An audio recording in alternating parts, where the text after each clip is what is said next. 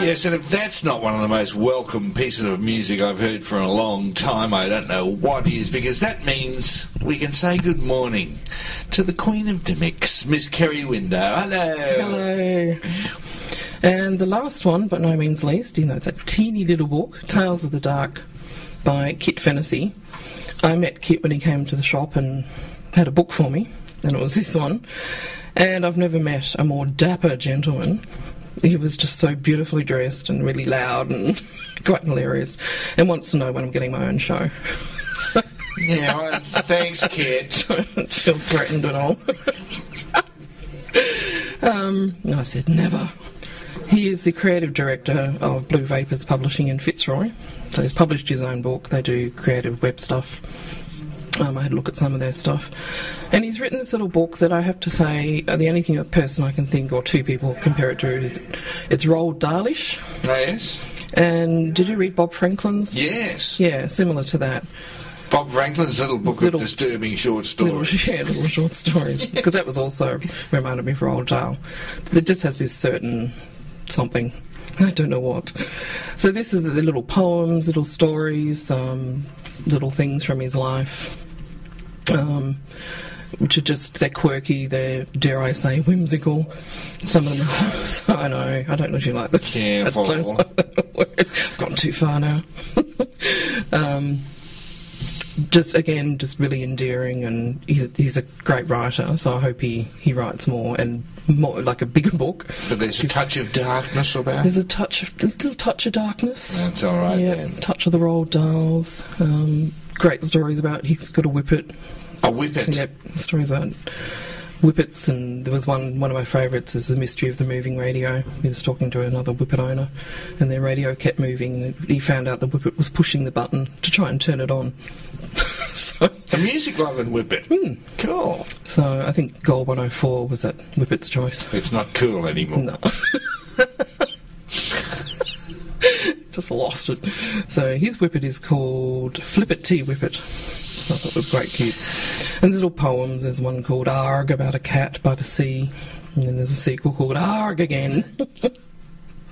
So I loved it. And it's a teeny little book, so if you want something little, it's a good read. And we're planning a launch. Oh. So when I get back to work, I'll find out what stage that's at. All right. Which will be good. So that's Tales of the Dark by Kit Fennessy. Tales of the Dark by Kit Fennessy. It's just a little paperback. Lovely cover. 102. It's got little illustrations in it, and a great poem called In the Swim about swimming laps, which, because I used to swim, I related to. I thought it was just perfect. And that's through Blue Vapour Publishing. Vapour in Fitzroy.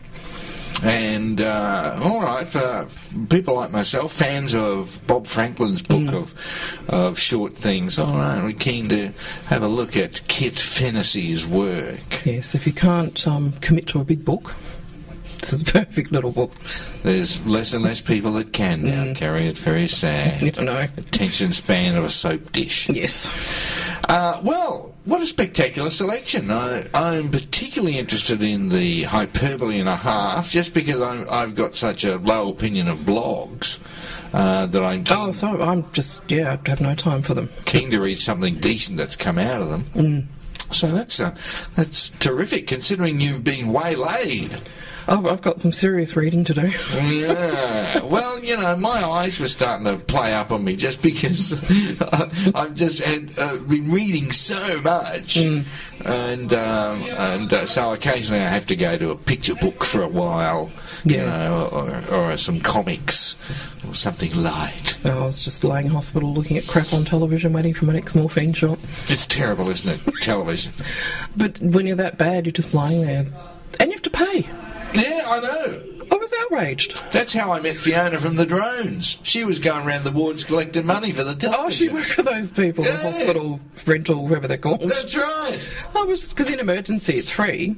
They obviously do distract you and stop you running amok.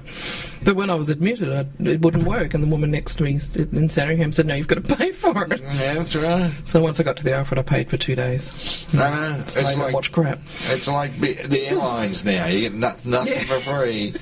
Headphones, you have to pay. And you have to pay for your phone, but it's like go for mobile. That's fine. All right, now, you must keep us informed about the launch for Kit Fennessy. Aprilish, so that's a while away, yeah. But you must promise you'll take it easy. I am. I can't do a lot. Treatment. My stent tells me when I'm doing too much, gives me a jab. Stanley the stent. You named it. And Cecil the stone. Cecil. I'll have one you're on. That was great. Nothing like a morphine in the belly. Well, I hope the treatment works out beautifully and that you're back at full speed very soon. Me too. In the meantime, if you're down in Collins Street, pop into Dymocks and just quietly keep an eye out for Kerrie. Don't startle her at all. I'll be back in 2 weeks. And don't forget to wave your subscriber card around. But in the meantime, Kerrie Winner, thank you. Wonderful to have you back. Lovely to be back. And I think you probably could do a good show on your own. Just between us. And fingers crossed we'll see you in a fortnight's time. Yes, as long as I'm not summoned by the Alfred, I'll be here. This is the Raincoats from about 1983 and the Dance of the Hopping Mad.